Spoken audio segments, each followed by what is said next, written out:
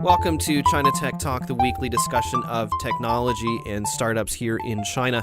I am John Artman, editor-in-chief of technode.com, joined as always by Matthew Brennan, founder of China Channel. And we're once again blessed to welcome Wang Boyuan onto the podcast again. We had him on a couple weeks ago to talk about music in China. You know, at the time we had thought because, you know, Tencent Music was going to go IPO, they since postponed. But that was a fun episode, so we thought that we would have Boyuan on back again. This time we're looking at fake data in China. But before we get into this week's episode, I just wanted to give a quick announcement about a new podcast on the TechNode Podcast Network. It's China Tech Investors, hosted by TechNode contributor Elliot Zagman and professional investor and China hand James Hull.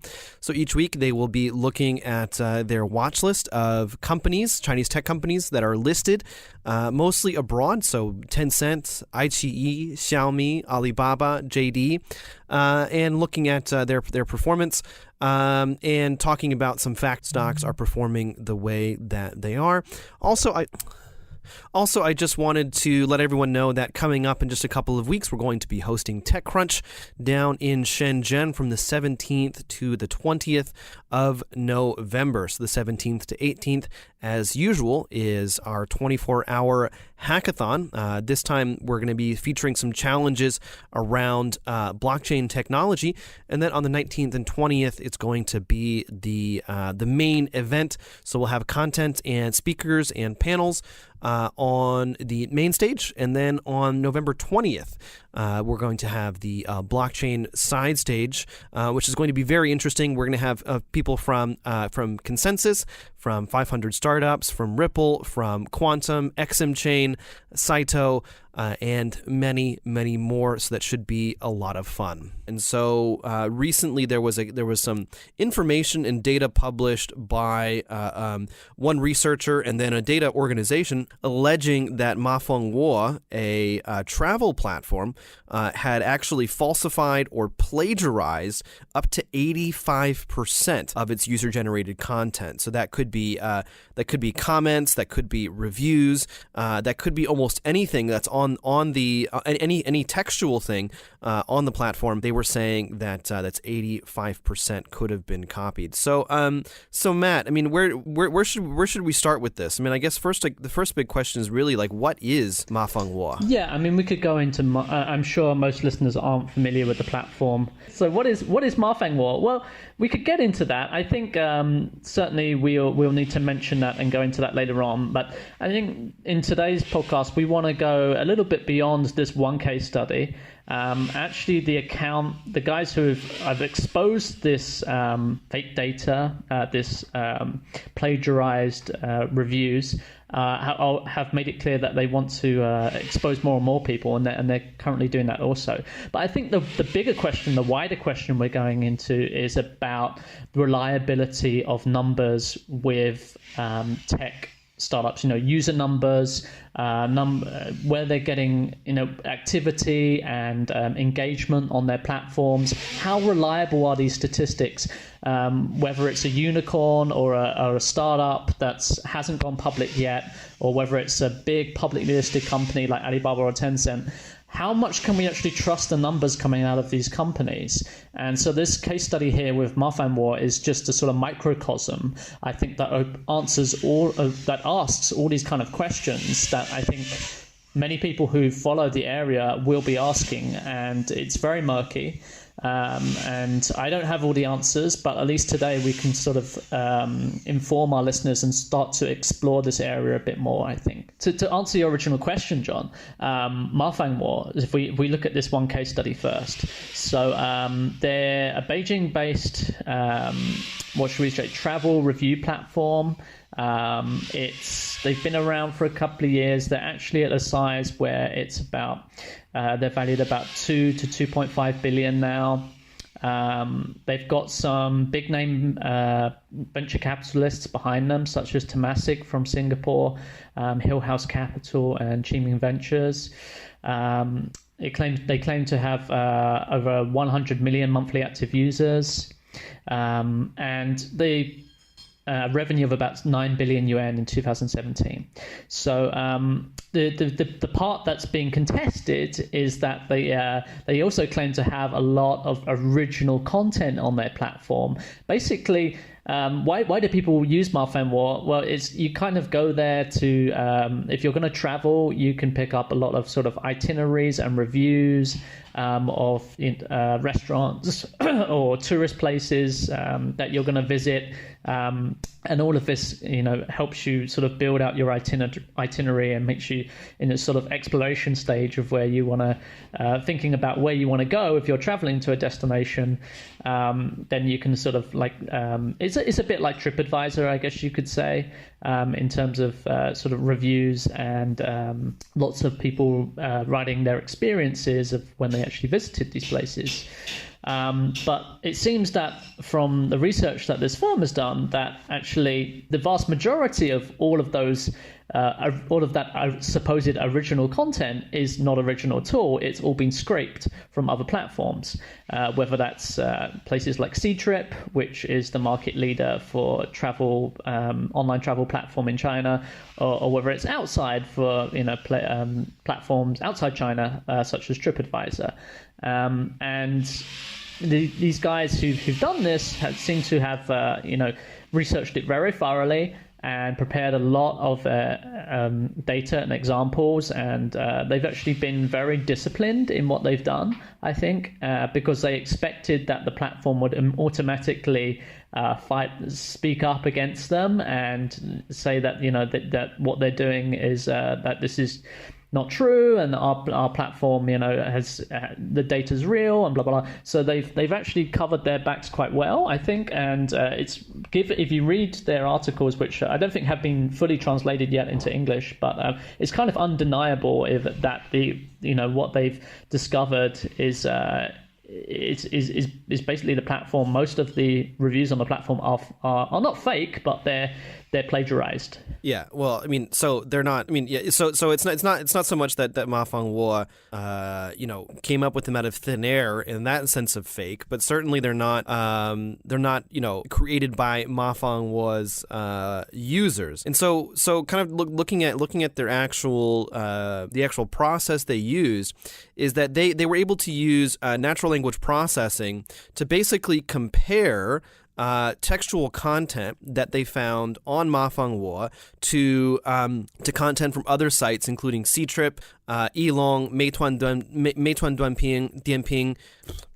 Dianping, Agoda, and Yelp. So they're actually using Google Translate to transfer comments to Mafengwo's domestic site. And so actually what they did was that they if there was 1 out of 10 lines that was different between Mafengwo and their comparison, so one of these other sites, then Hooray Data and Xiaosheng BB, the ones who did the research and published this, it would not count as plagiarism. And so even then, even after such a high barrier, they found that up to 85% of textual content, either comments or blog articles, on Mafengwo were plagiarized from other websites. And so you actually look at this, and I think that one of the things for me was that we've all kind of known for quite some time that there's some dirty business going on when it comes to numbers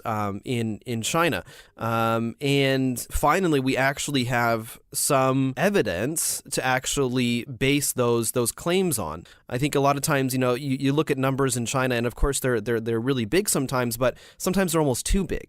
Sometimes something goes way overboard and it doesn't really make any sense. People are kind of scratching their heads about why there's so many numbers associated with this. Why are so many people comments or likes or whatever?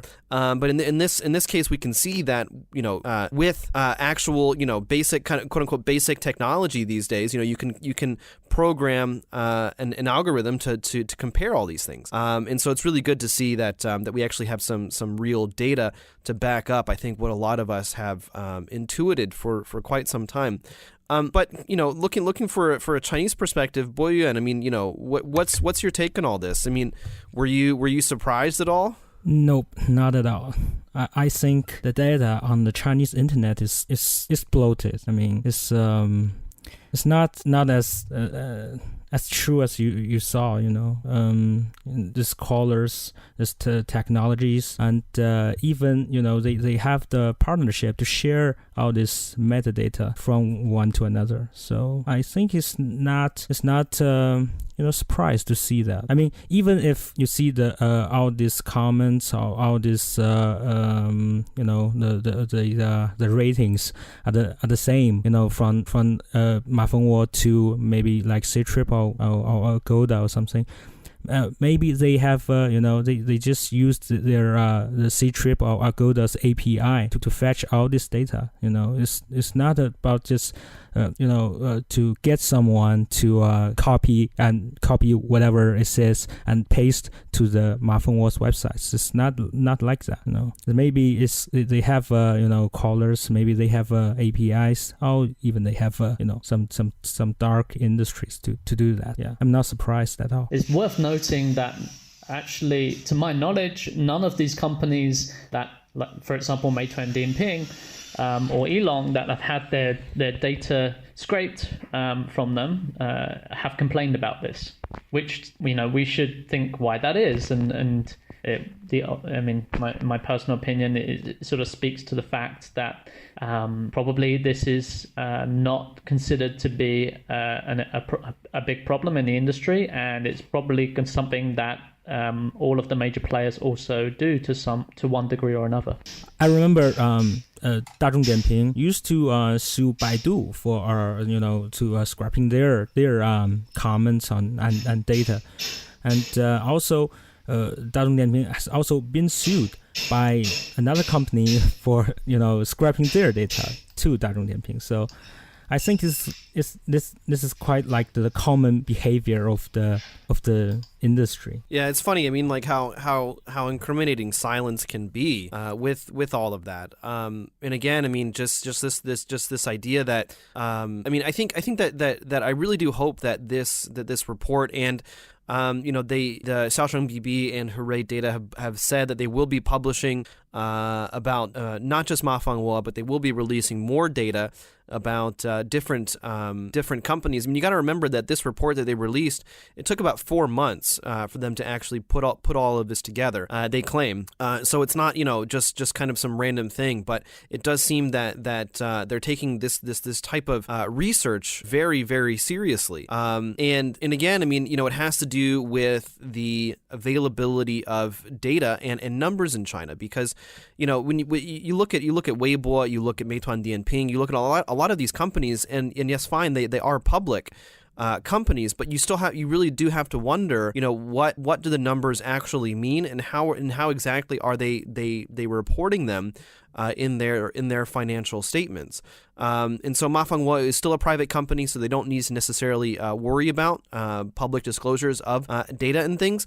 But at the same time, Matt, you and I have talked with Elijah Whaley earlier this year about something similar with Weibo, where it's pretty clear that someone at Weibo is manipulating the kind of the Remenhuati, the hot topics or the trending topics on the platform. Of course, we don't have any actual hard evidence to back up that claim, but at the same time, you look at how the hot topics, the trending topics work on Weibo, and you gotta wonder what's really going on there. There was one article in Sixth Tone where they quoted a Weibo spokesperson. They didn't give a name, but they said the Weibo spokesperson admitted that 40% of the trending topics on Weibo are created through what they call shuijun, like water armies, or no, it's often translated as water army or navies. Perhaps we should explain that term, right? So it's the practice of getting a large number of people to forward something, take some kind of action, right? So like usually liking or sharing a post, or for getting the trending topic, there would be a large number of paid people, usually paid a very small amount, but a large number of people who would be making that topic trend.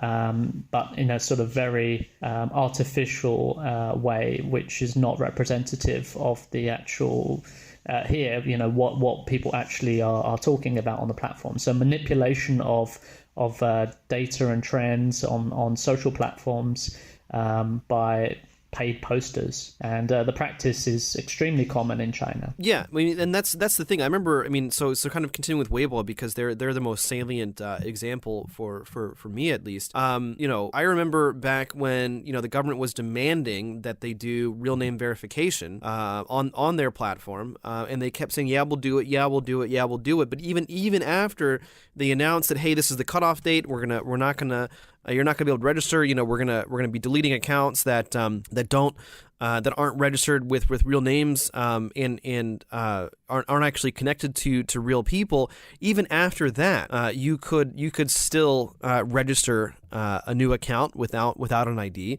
and you could log in to accounts. I myself and other people could log into accounts without an ID as well. So I mean, you got to remember that. I mean, like when we're looking at so with Mafengwo, we're talking specifically about them scraping comments and then treating those comments, putting them on their platform and treating them as if they're their own users. But the thing is also, I mean, when looking at other social media platforms, again, like Weibo, is that it's not just about UGC. It's about the numbers of likes, the numbers of retweets, or forwards, or what's the levels of engagement. And so with zombie accounts, I mean these exist obviously not just in China but also in on US platforms as well. Zombie accounts are a large part of, when it comes to KOL campaigns, when it comes to ad campaigns, when it comes to anything that links to engagement numbers.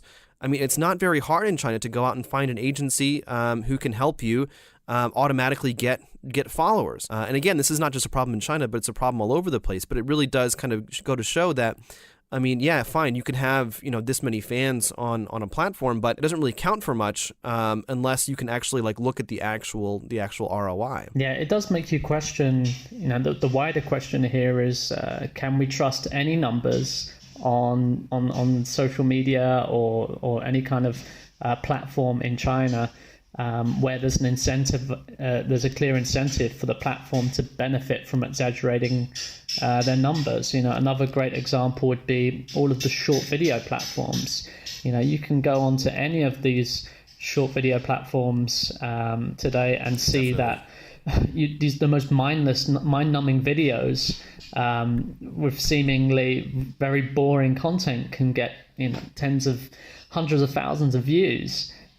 Sometimes, and you're like, how are these view numbers real? I mean, the number of I've always felt, from very early on that going into these platforms and seeing these viewer numbers on all these videos and being like, hang on, this doesn't. I know the China market's big, but this just doesn't make sense, right? So it puts you in a situation where you have to be extremely skeptical about any kind of number, I think, when you're dealing with Chinese internet companies. I remember very early on coming into this industry and I was having lunch with a friend in Beijing. She's been working in this industry for a long time, and she said to me, Matthew, unless it's a number with a publicly listed company on an earnings report in terms of revenue or profit, anything else, I just don't care. Just don't trust it. Because everyone's faking their numbers here.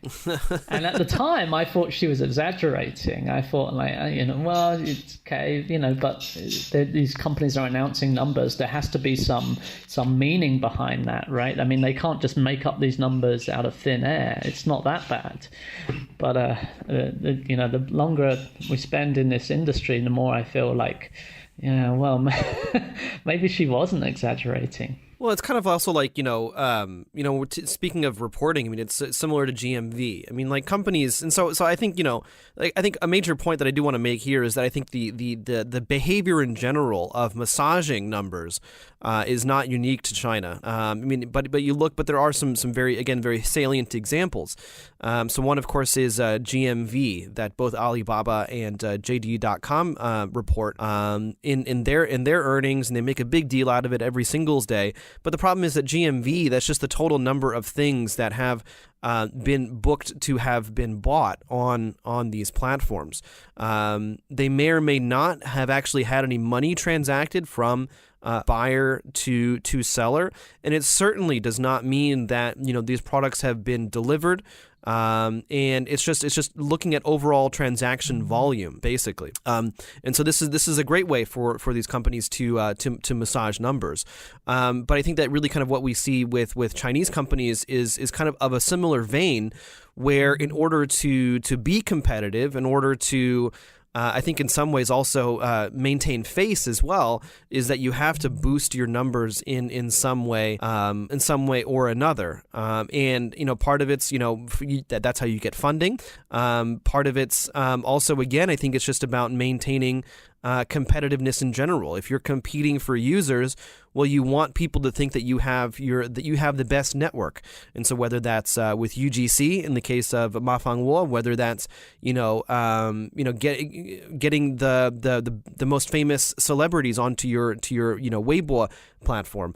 Either way, you want to be able to show to marketers, to potential investors, to advertisers that number one, that you can deliver on any audience promises that you maybe have already made. But then also, that there is a value in them using your platform over someone else's. But I'm curious, Boyuan, I mean, like for you, I mean, is there any platform that you would say that you trust in terms of their numbers? First, I have to say that the number games are just sick. I just can't trust that.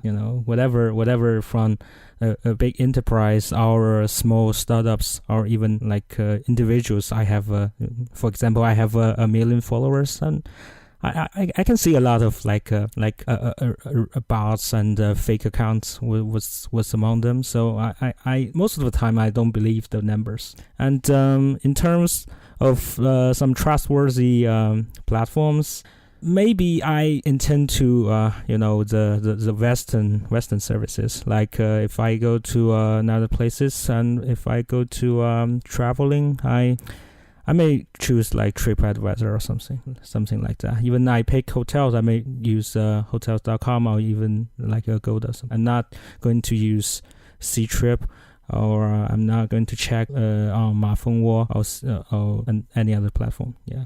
What about like Dianping or something like that? When you're looking for a new restaurant, do you trust their ratings? Not really, but last month I was in Taiwan, and I compared several Chinese traveling platforms, and I think Dianping has the most accurate data, I think, compared to another like Alipay's platform, and many others like Mafengwo, whatever. Yeah, but I still don't trust the rating. I may see I may scroll through these reviews and comments, and try my best to pick what is the true comment and what is not. Yeah, sometimes the fake comments have the same similarities. In their in the saying, like they have the same exaggerated saying about the product, the hotel or the shop or the restaurant. So you can easily pick that out. So yeah. Yeah, speaking of Dianping, there's a bunch of restaurants near my apartment that I know for a fact aren't very good. I've tried a bunch of them. We took our kids there to eat, or maybe my wife and I, we went there for dinner one night, and I can guarantee you that they're not very good. They're obviously very, very cheap, kind of low quality places that try to be kind of hip and cool and appeal to a younger crowd. But the quality of food is actually quite low, I would say.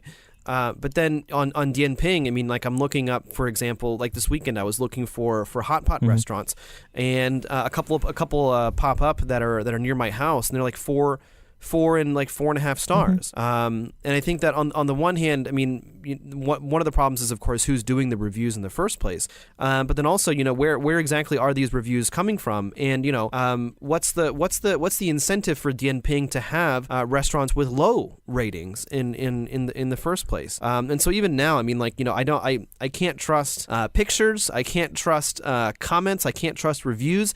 At the end of the day, I just kind of have to look at like, okay, has someone? I mean, it's kind of going back to even before Dianping and a lot of these places of just like talking to my friends and saying, where's a good place, where should I go?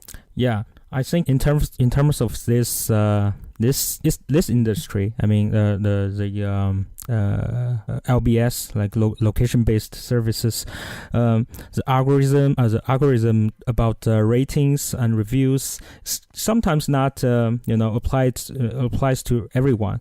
I mean, even if when I use Dianping, I often I just pick they have some top list which is handpicked by their own stuff. So there will be like sponsored ratings on the list. Maybe in 20 top 20, there's few like 3 or 4 are sponsored and others are just real good.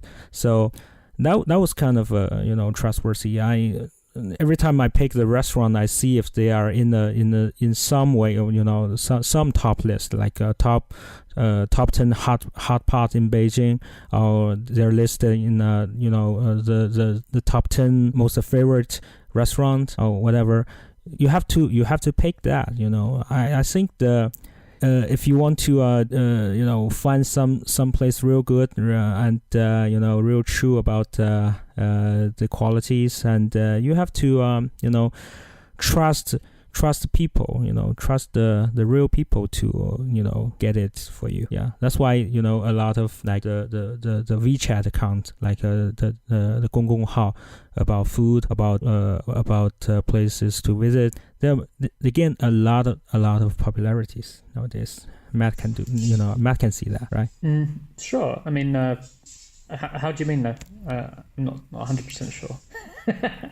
There's always official accounts have been popular for years, right? Yeah. About food and about traveling, I think a lot of that gains a lot of popularities. They got real comments and real views, compared to another, other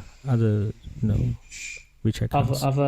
Yeah, I mean, I think the whole phenomenon of key opinion leaders or social influencers, or just social selling, I guess you could say, like Weishang and things like that. It's or even buying agents. This whole way of whole phenomenon of people you trust being the source of information to make purchases, or where you're going to go to travel, or what clothes you're going to wear, etc. Why is one of the key reasons why it's so much stronger in China than outside is because of this sort of macro environment where it's kind of well known that most platforms you can't really trust. There's always that question of doubt about, is the information correct? Which you kind of don't have so much on American platforms, right? Because there's always this question in your mind over, is this, have they, if you go onto a restaurant review platform when you're traveling, is this actually, is this 5-star rating true, or is it just, have they just got really good marketing and they've gamed the system? It goes into way back into sort of Baidu search as well. Is this, have they been able to, have they paid for this result? Sometimes it's not clear, or is this just they've gamed the algorithm in order to get higher up the search rankings? I think there's a lack of trust in information online in China, and this partially is being resolved by resorting to relying on influencers and social circle, your wider social circle, in order to discover discover new. Usually it's to do with e-commerce, but it could be just information in general, I think. So it's something to bear in mind, I think. But that's often forgotten in the analysis of Chinese internet. Yeah, I mean, although to be honest, I mean, like I think that, I mean, this could just be me, but I mean, even like on Amazon.com or other places, like you still have to take the reviews with a grain of salt and kind of like, is this something that I think that I want? Is this actually what I think it is? So I mean, even like on TripAdvisor, where I think in general the reviews are pretty trustworthy, at least they seem sincere. They seem like it's an actual person who's actually leaving a review. I mean, you still have to, be a bit careful about kind of what you're reading and kind of taken like super negative reviews. Maybe, they just had a bad experience. Super positive reviews. Maybe, the hotel staff, let's say, went out of their way for whatever reason. But if it's consistent in one way, then you can kind of get a sense. Whereas in China, I mean, like, again, kind of focusing on Dianping or JD.com, which are the two apps that I tend to use the most. All the reviews are always great. And so it's hard to say, like, okay, if I'm only seeing great reviews, does that mean that this is really a great product? Or does it mean that somehow the system is being gamified where, or it's kind of being rigged where only positive reviews are surfacing, and negative reviews for whatever reason are just kind of being pushed down to the very bottom or just not being displayed at all? Well, what's really interesting is this sort of phenomenon, I think, is we're starting to see it come outside of China. It's like when the rubber hits the road in terms of the expectations and the habits of what Chinese people do online, and then it sort of comes outside China more and more now. A great example would be Chinese sellers on Amazon, who there was a big wave of Chinese sellers moving onto the Amazon platform a couple of years ago. And since then, I think they've gained quite a bad reputation, it seems, amongst the Amazon sellers community, that the Chinese sellers will, in any kind of advantage, any kind of hack, whether it's black hat, gray hat, whatever, they're doing everything they can to take over e-commerce on Amazon. And it's... I think American-based sellers are really quite a lot of them are quite upset about this. It seems, and also the platform is struggling to cope with this kind of influx of quite unscrupulous sellers, shall we say?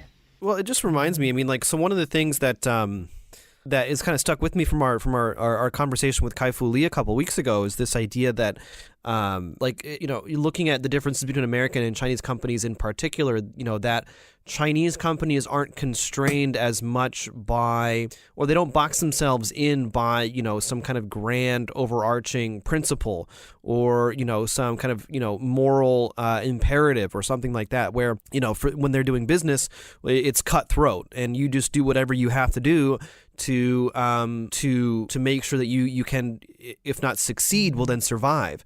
And if it's a war, if it's a battle to the death, that means that to survive means being number one. And so that kind of attitude, thinking of just kind of business practice in general, but then also how, like Matt, how you were saying, I mean, like once Chinese people kind of start going on to overseas platforms, that same kind of mindset follows them. And I think that, looking at Mafengwo and kind of, why is it that we don't have much trust for Chinese platforms and their numbers reporting, I think is exactly that. I mean, like they want to make sure that they're number one. They're not only seeming to be number one, but to actually be number one, to drive sales, to drive revenue, or what have you. But it is that kind of, I mean, I think that it's very easy to say, okay, well, this is unethical. They're lying, and we, all Chinese must be horrible because of this. I mean, certainly, none of us will agree that that pumping up your numbers, having fake numbers, encouraging or not doing anything about zombie accounts and things like that. We're not going to say that, of course, this is an ethical business practice. But on the other hand, I mean, like, I think it's just if you look at it kind of dispassionately, it's just a really interesting way to look at the Chinese internet and Chinese business culture in general, where it's really just about winning, and it almost doesn't matter how you end up doing that. Yeah, and the culture is, I'm going to have what you have, just like and I'll go past you, I'll go beyond what you have. Like that's why they keep scrapping data from one another, just like that. It's kind of to me I think it has nothing to do with the real customers. They just get what they want. Like for example, in the Mafengwo, they begin their business by the user generated contents by itineraries, mainly focused on itineraries and all this travel experience. They share their experience on that platform, and then when they become bigger, they have to they have to be the same. You know what I mean? Just like if you're WeChat, you're getting bigger, you have to do everything. Just for my phone was the same situation. You begin as a small social platform, only focusing on sharing itineraries and your experiences. But when you're getting bigger, you have to be like Dianping. You have to be like Ctrip, and you have to do what it's not your it's not your strengths. You have to grow your weak point.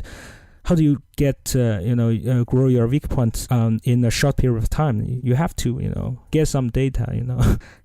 Get some data standing on the shoulder of the giants. I'm not saying that is good or that is right, but that is the truth. That is the reality of the company to getting bigger. Yeah. With the account Xiaoshong BB that exposed Mafengwo, only last night they did a new article where they were exposing Chris Wu.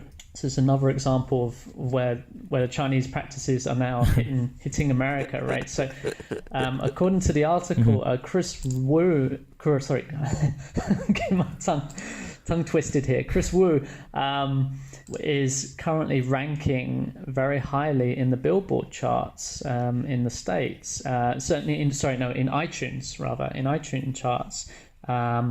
He's got, I think, something ridiculous like 6 or 7 out of the top 10 ranking on currently trending songs on for pop on iTunes. And so this is most people in America don't know who Chris Wu is even. And currently there's another song which is super popular, which obviously should be number one, but yet it's not. Now this is manipulating the rankings on iTunes is done through the water armies, right? Done through paying small, getting large groups of people to buy the song. Which is a little bit different from what we're talking with Mafengwo, but it's indicative of the sort of tactics that are considered commonplace in China, right? So like if Chris Wu was doing this in China, I don't think many people would be would think it's very unusual or complain that much. But in the States, I think you're going to see if Chinese artists or not just music but also films or whatever pop culture try to do these kind of tactics, they're going to get called out a lot more. I think people don't accept it. In my memories, Chris was not the first Chinese singers that topped the iTunes Billboard list. So he's the latest, but not the first. But the thing is quite it's different. The fans are crazy. The Chinese fans are so crazy about that, and getting their idols to the top, to the top of the world. So they really pay the money, to buy the song, and they're playing with the algorithm of iTunes. They're not, Chris will just release an album, and the fans are not buying the album, with one click. They click each of the single songs and then they pay the same money, buy them individually, so every single song comes to the single top list. They really play it well. I mean, if you take this example back to Mafengwo, it's not it's not like it's not the same situation. If you put this example to Mafengwo's case, it's like I'm a crazy fan of Mafengwo, and I want to get Mafengwo to be a top one company, in traveling platform in China or in the world. So I paid, I paid my own money to some KOL of travel KOL or whatever, and I pay them and get their articles, get their all these reviews and comments, and I copy paste to Mafengwo's platform in order to get Mafengwo bigger. So it's not the same case. It reminds me of the first year Yao Ming drafted to NBA, and all the Chinese people back in 2001. A lot of them didn't understand English, didn't have maybe this their first internet connection experience. They are learning to vote to get Yao Ming into the All-Star team. And Yao Ming is I remember back that time Yao Ming was the most voted NBA players in the All-Star game. And I think that's the same, because we got more people. Yeah.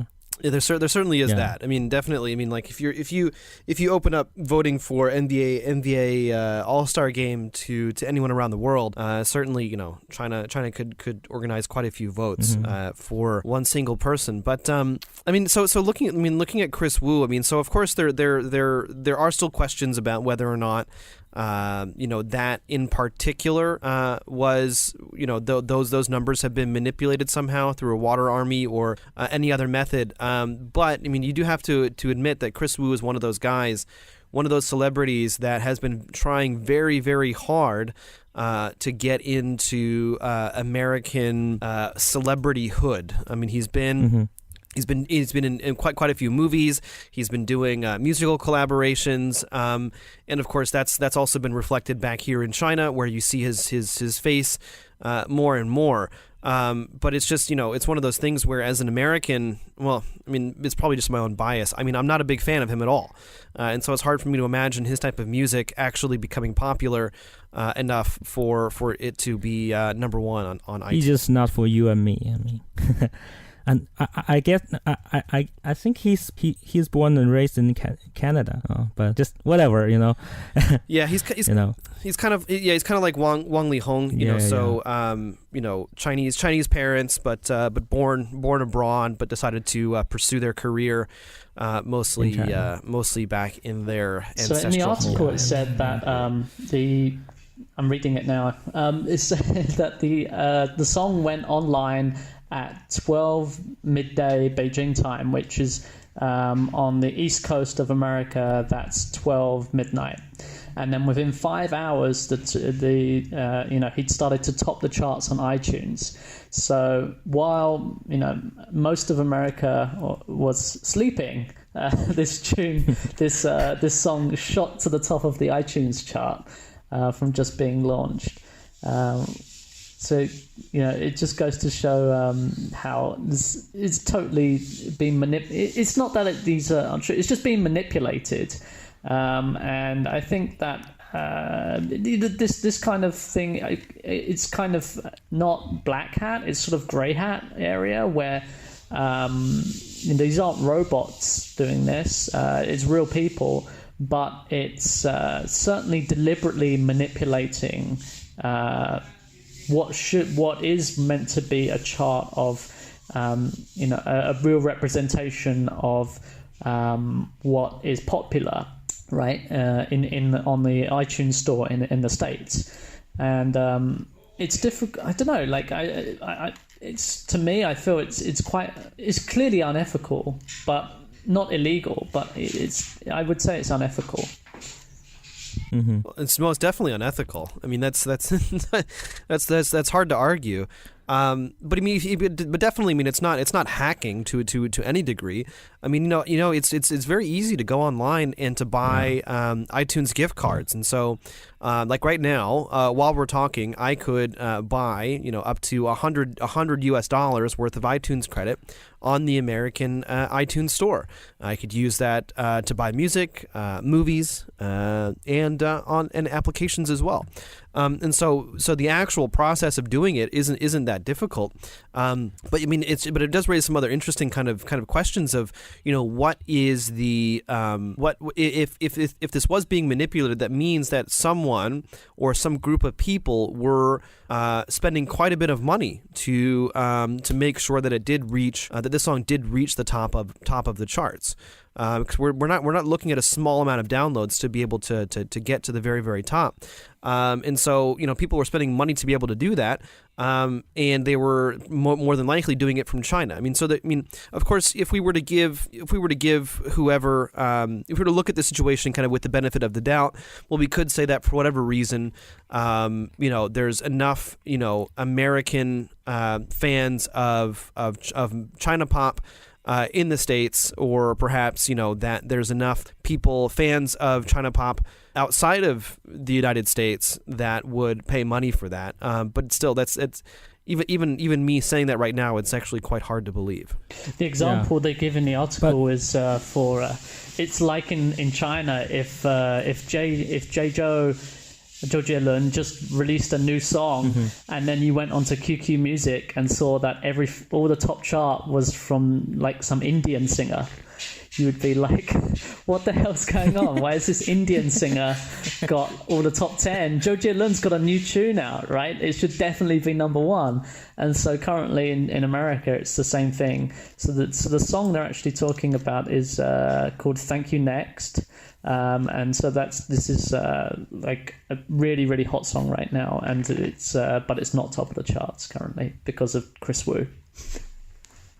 I think this is the stupidest hack ever. You spend money and you just get some idol to the top, and it's nothing. And also, John, I have to correct you that nowadays it's more difficult to create a US Apple account or iTunes account in China. It's really hard to do that. Yeah, but I mean, I have an account, and I've had an account for quite some time, and I can still use that. But, so you have to educate those 18 or even not beyond 18 people to do that. It's a hard task, and also I know this definition of manipulations.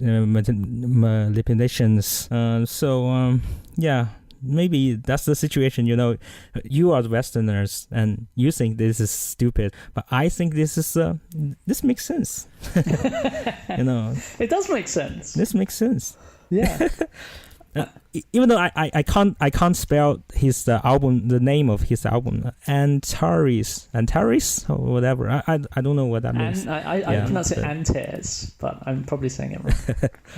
I have no idea. This is a new word to me. So, but it's, as I said, this is a stupid hack. It's not like those iOS store hack. It used to. There's a lot of this industry that they manipulating this iOS software. Get the rank to top 10 or whatever. So it's not the same thing. Yeah. But so as a way to start wrapping up this conversation, I kind of want to just bring it big picture for a minute here. And I think that kind of like, fast forwarding to 20, 30, 40, 50 years down the road, so kind of the direction that we're heading in right now is for China to have a much more prominent place on the global stage. And so obviously that in part is going to be geopolitics, that's going to be economics, trade, and all these kind of like really bigger issues that are kind of going on around us right now. But if we kind of like narrow down onto this type of business practice, where, if you want to win, this is what you have to do. I think that certainly on the one hand, it's not isolated to China. I mean, Bill Gates was known for doing some unethical business practices. But I think that but Boyuan, your reaction just then, I think, really kind of highlighted to me the fact that there's a lot of Chinese people who think differently about this issue than us Westerners usually do. And so my big question is kind of like, so how is that type of thinking, this kind of Chinese thinking about the role of ethics in business, or the role of principled behavior in general, how is that going to affect how business is done around the world?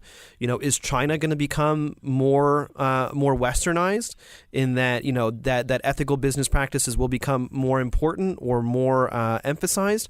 Or will it be that the opposite way around, where I think that in order to compete, Western companies are just like, what? It doesn't matter anymore. We're just going to do what we have to do to make sure that that we can win in whatever market, especially competing against Chinese companies who maybe don't care so much. Mm-hmm. This is I think this is a temporary stage. All this ethnical stuff is is below the GMV, or all this money and business. So but I think at one point we will get there, to get all this ethnical business model and ethnical behavior about all these enterprises and companies. And every time we talk about this Western companies, Western technology and startup, we kind of look up to, we think they're good, they're really a role model, but at this point we cannot do that because it's too fierce. The battle is too fierce, whatever, and we're now it's like we're like wolves. But finally we will have I think we will have the same how can I say that? We'll be the same, with the Western companies. Yeah, I don't know. I'm a bit skeptical of that. Matt, what do you think? I think we've already seen a big change. Things are much better than they used to be, I feel. And there is growing awareness of the problems. So I think that it's undeniable that there'll be over time, especially as the platforms mature themselves, and as all these different categories become there's less of a fight. It's past that high growth stage and they become mature. So there's less incentive for them to actually start to battle so hard and to fake numbers and data. So from the platform's level, I think there'll be more incentives for them to report, to clamp down on behavior and to make sure their platforms contain more real information. I think users in China over time will become more educated, more sophisticated in how they question information and choose information online in China as well. And then also from the government's perspective, it's very clear that they're asking for more real name verification, that they're putting in more, they're making higher requirements for ensuring that information online is verified, is real. So a combination of these together over years will lead to a healthier environment.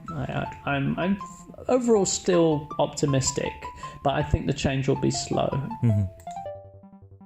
If you enjoyed this episode, we'd really appreciate it if you left us a review on iTunes, or if you're on Pocket Cast or Overcast, you can tap on that star button and it will recommend this episode to your network. Yeah, we could go into... I'm sure most listeners aren't familiar with the platform. And guess what? The guys just started drilling with a drill outside my door the minute I start speaking. What the f***? Can you hear that? Oh, Jesus Christ. That was like... timing couldn't have been... It was like he's waiting outside. What the f***? Okay, right, I'm just going to keep going and edit that bit out, and hopefully it's okay.